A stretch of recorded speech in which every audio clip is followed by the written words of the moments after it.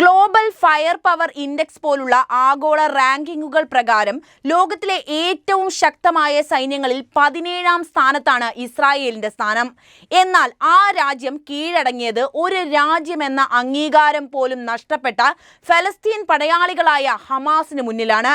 അത്യാധുനിക ആയുധങ്ങൾ കൈവശമുള്ള ഒരു മഹാരാജ്യം, വിളിച്ചാൽ വിളിപ്പുറത്തെത്തുന്ന പ്രബല ശക്തിയായ അമേരിക്കയുടെ ഉറ്റതോഴൻ. എന്നിട്ടും ഹമാസിന് മുന്നിൽ അവർ തോറ്റുപോയി. 2 വർഷം പൂർത്തിയാകാൻ പോകുന്ന ഹമാസ് ഇസ്രായേൽ സംഘർഷത്തിൽ ഇസ്രായേൽ എന്താണ് നേടിയത്? ഹമാസിനെ പൂർണ്ണമായും ഉന്മൂലനം ചെയ്യുമെന്ന് പറഞ്ഞ് യുദ്ധത്തിനിറങ്ങിയ ഇസ്രായേൽ ഇരുട്ടിൽ തപ്പുകയാണിപ്പോഴും. ഭൂഗർഭ അറകളിൽ ഹമാസ് ഉണ്ടാക്കിയ വഴികളിലേക്ക് എത്തുക എന്നത് ഇസ്രായേലിന് ഇപ്പോൾ സ്വപ്നം കാണാൻ പോലും കഴിയുന്നതിന് അപ്പുറമാണ്. ഇന്ന് പറയുന്നത് ഹമാസിനെ കുറിച്ചാണ്. അമേരിക്കയും സഖ്യകക്ഷികളും ഭീകരവാദികളെന്ന് പറയുന്ന അതേ ഹമാസ് എങ്ങനെയാണ് ഫലസ്തീൻകാർക്ക് പോരാളികളാകുന്നത്? എങ്ങനെയാണവർ ഇസ്രായേലിന്റെ കണ്ണിലെ കരടായി മാറിയത്? നമുക്ക് പരിശോധിക്കാം. എന്താണ് ഹമാസിന്റെ സൈനിക തന്ത്രമെന്ന്. അതിനു മുൻപ് ഹമാസിനെ കുറിച്ചുള്ള നിങ്ങളുടെ അഭിപ്രായം ഇപ്പോൾ തന്നെ കമന്റായിട്ട് രേഖപ്പെടുത്തണേ. ഹമാസിന്റെ സൈനിക തന്ത്രങ്ങൾ പ്രധാനമായും ഗറില്ല യുദ്ധമുറകളെ അടിസ്ഥാനമാക്കിയുള്ളതാണ്. വലിയൊരു സൈന്യത്തെ നേരിടാൻ ദുർബലമായ ഒരു ശക്തി ഉപയോഗിക്കുന്ന തന്ത്രം കൂടിയാണിത്. ഹമാസിന്റെ ഏറ്റവും വലിയ ശക്തികളിലൊന്ന് ഗാസയിലെ ഭൂമിക്കടിയിലുള്ള ഗാസ മെട്രോ എന്നറിയപ്പെടുന്ന തുരങ്ക ശൃംഖലയാണ്. 100 കണക്കിന് കിലോമീറ്റർ നീളമുള്ള ഈ തുരങ്കങ്ങൾ സൈനിക നീക്കങ്ങൾക്കും ആയുധങ്ങൾ ഒളിപ്പിക്കാനും കമാൻഡ് സെന്ററുകളിൽ പ്രവർത്തിപ്പിക്കാനും ഹമാസിനെ സഹായിക്കുന്നു. ഇസ്രായേലിന്റെ വ്യോമാക്രമണങ്ങളിൽ നിന്ന് രക്ഷ നേടാനും പെട്ടെന്നുള്ള ഒളിപ്പോരുകൾ നടത്താനും ഇത് ഹമാസിനെ സഹായിക്കുന്ന പ്രധാന ഘടകമാണ്. ഈ തുരങ്കങ്ങൾ പൂർണ്ണമായും നശിപ്പിക്കുക എന്നത് ഇസ്രായേലിന് ഏറെക്കുറെ അസാധ്യമായ കാര്യം തന്നെയാണ് ഇപ്പോഴും. ജനസാന്ദ്രതയേറിയ ഗാസ നഗരങ്ങളിലെ കെട്ടിടങ്ങൾക്കിടയിൽ ഒളിച്ചിരുന്നാണ് ഹമാസ് പോരാളികൾ സൈനിക നീക്കങ്ങൾ നടത്തുന്നത്. സാധാരണ ജനങ്ങൾക്കിടയിൽ ഒളിച്ചിരുന്ന് ആക്രമണം നടത്തുന്നത് ഇസ്രായേൽ സൈന്യത്തിന് വലിയ വെല്ലുവിളിയാണ് സൃഷ്ടിക്കുന്നത്. മാത്രവുമല്ല, ഹമാസ് ആകട്ടെ അവരുടെ ആയുധങ്ങളിൽ ഭൂരിഭാഗവും തദ്ദേശീയമായി നിർമ്മിക്കുന്നതാണ്. ഫണ്ട് ശേഖരിക്കാനും ആയുധങ്ങൾ രഹസ്യമായി കടത്തിക്കൊണ്ട് വരാനും സാധനങ്ങൾ ഇറക്കുമതി ചെയ്യാനുമുള്ള ശേഷിയൊക്കെ ഇന്ന് ഹമാസിനുണ്ട്. ഹമാസിന്റെ സാമൂഹിക രാഷ്ട്രീയ ശക്തിയിലേക്ക് വരികയാണെങ്കിൽ ഒരു സൈനിക സംഘടന എന്നതിനപ്പുറം ഹമാസ് ഗാസയിലെ ജനങ്ങൾക്കിടയിൽ ശക്തമായ സാമൂഹിക വേരുകളാണുള്ളത്. ഹമാസ് ഗാസയിൽ വിദ്യാലയങ്ങളും ആശുപത്രികളും മറ്റ് സാമൂഹിക ക്ഷേമ പ്രവർത്തനങ്ങളും നടത്തുന്നുണ്ട്. ഇത് സാധാരണക്കാർക്കിടയിൽ ഹമാസിന് പിന്തുണ നേടിക്കൊടുത്തു.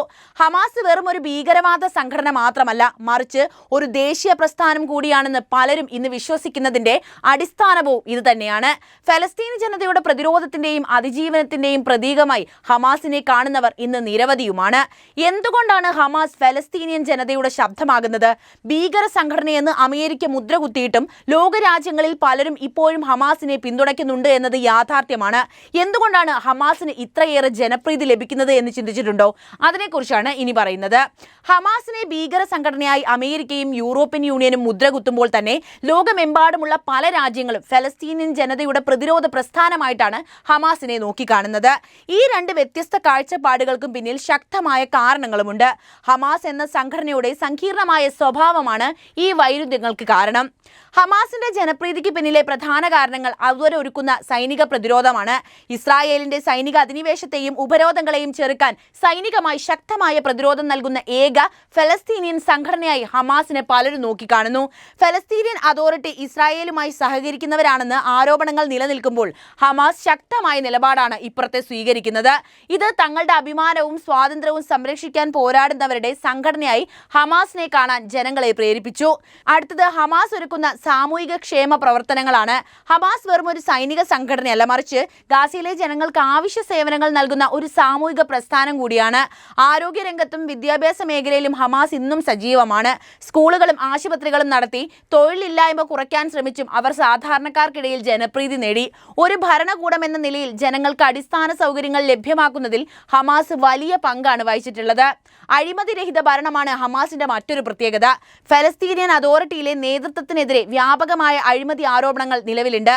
എന്നാൽ ഹമാസ് അഴിമതിക്ക് എതിരായ നിലപാട് സ്വീകരിക്കുന്ന ഒരു സംഘടനയാണ് എന്ന് ജനങ്ങൾ വിശ്വസിക്കുന്നു. ഇത് പല ഫലസ്തീനികൾക്കിടയിലും ഹമാസിന് വിശ്വാസ്യത വർദ്ധിപ്പിക്കാനുള്ള കാരണമായി മാറി. ഫലസ്തീൻ ജനതയുടെ ശബ്ദമായി മാറുകയാണ് ഹമാസ് ഇവിടെ ചെയ്യുന്നത്. ഇസ്രായേൽ ഇസ്രായേൽ ഉപരോധവും അധിനിവേശവും കാരണം ദുരിതമനുഭവിക്കുന്ന ഫലസ്തീനിയൻ ജനതയുടെ പ്രതിഷേധത്തിന്റെ ശബ്ദമായി ഹമാസിനെ കാണുന്നവരും ഇന്ന് ലോകത്തേറെയാണ്. അന്താരാഷ്ട്ര സമൂഹം തങ്ങളെ അവഗണിക്കുന്നുവെന്ന് ഫലസ്തീൻ ജനത വിശ്വസിക്കുന്നു. അങ്ങനെയുള്ള ഈ സാഹചര്യത്തിൽ അവരുടെ അവകാശങ്ങൾക്ക് വേണ്ടി സജീവമായി പോരാടുന്ന ഏക സംഘടനയായി ഹമാസ് രൂപാന്തരം പ്രാപിക്കുകയാണ്. അമേരിക്കയും യൂറോപ്യൻ യൂണിയനും ഹമാസിനെ ഭീകര സംഘടനയായി മുദ്രകുത്തുമ്പോൾ തന്നെ ഇറാൻ, സിറിയ, ഖത്തർ തുടങ്ങിയ രാജ്യങ്ങൾ ഹമാസിന്റെ രാഷ്ട്രീയവും സാമ്പത്തികപരവുമായ പിന്തുണ നൽകുന്നുണ്ട്. ഇസ്രായേലിനും അമേരിക്കൻ താൽപര്യങ്ങൾക്കും എതിരായ പൊതു നിലപാടാണ് ഈ രാജ്യങ്ങളെ ഹമാസുമായി അടുപ്പിക്കുന്ന പ്രധാനപ്പെട്ട ഘടകം. ചുരുക്കത്തിൽ ഹമാസിന്റെ രാഷ്ട്രീയ സ്വഭാവം, ഫലസ്തീൻ ജനതയുടെ ദുരിതപൂർണമായ ജീവിത സാഹചര്യങ്ങൾ, ഇസ്രായേലിന്റെ അധിനിവേശത്തിനെതിരായ അവരുടെ നിലപാടുകൾ എന്നിവയെല്ലാം ഹമാസിനെ ഭീകര സംഘടനയെന്ന് മുദ്രകുത്തിയിട്ടും അവർക്ക് വലിയ ജനപിന്തുണ നേടിക്കൊടുക്കുന്ന പ്രധാന ഘടകങ്ങളായി മാറിയിരിക്കുകയാണ്. ഹമാസ് വെറും ഒരു സൈനിക സംഘടനയല്ലെന്നും മറിച്ച് ഫലസ്തീൻ ജനതയുടെ പ്രതിരോധത്തിന്റെയും അതിജീവനത്തിന്റെയും പ്രതീകമാണെന്നും പലരും ഇന്ന് വിശ്വസിക്കുന്നു.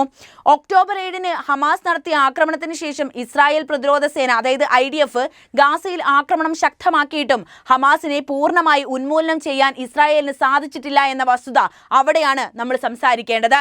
ഇതിന് പിന്നിലെ കാരണങ്ങൾ വളരെയേറെ സങ്കീർണവും വിവിധ തലങ്ങളിലുമുള്ളതാണ്. ആ കാരണങ്ങളിലേക്കാണ് ഇനി ഞാൻ പോകുന്നത്.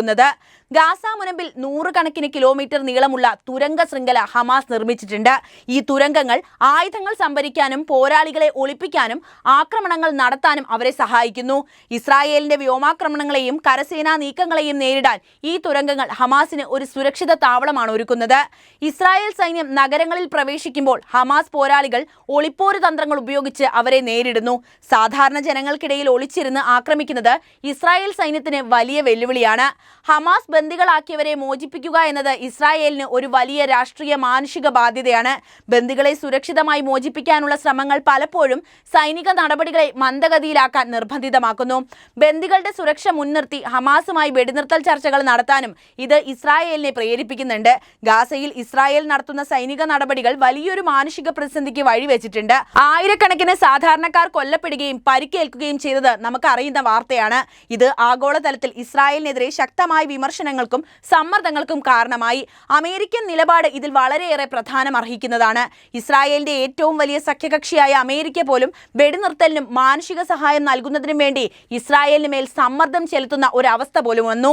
അമേരിക്ക അടക്കമുള്ള ശക്തികളുടെ അന്താരാഷ്ട്ര സമ്മർദ്ദങ്ങൾ വന്നതോടെ സൈനിക നടപടികളുടെ വേഗത കുറയ്ക്കാൻ ഇസ്രായേൽ നിർബന്ധിതമായി എന്നാണ് റിപ്പോർട്ടുകൾ ചൂണ്ടിക്കാണിക്കുന്നത്.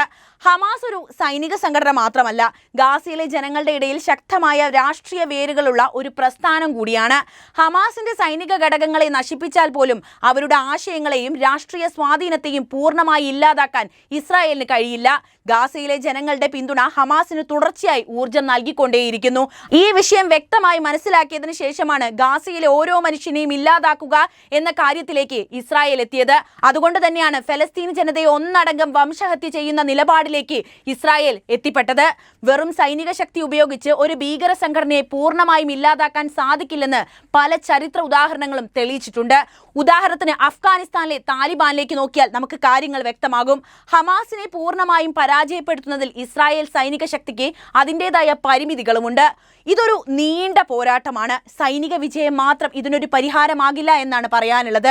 ഗാസയിലെ ഭാവി ഭരണം, മാനുഷിക പ്രതിസന്ധി, ബന്ദികളുടെ മോചനം തുടങ്ങിയ വിഷയങ്ങളിൽ ഒരു വ്യക്തമായ രാഷ്ട്രീയ തന്ത്രം രൂപപ്പെടുത്താതെ ഹമാസിന്റെ വിഷയത്തിലേക്ക് വരികയാണെങ്കിൽ ഹമാസ് ഇപ്പോൾ നടത്തുന്നത് ഒളിപ്പോരാട്ടമാണ്.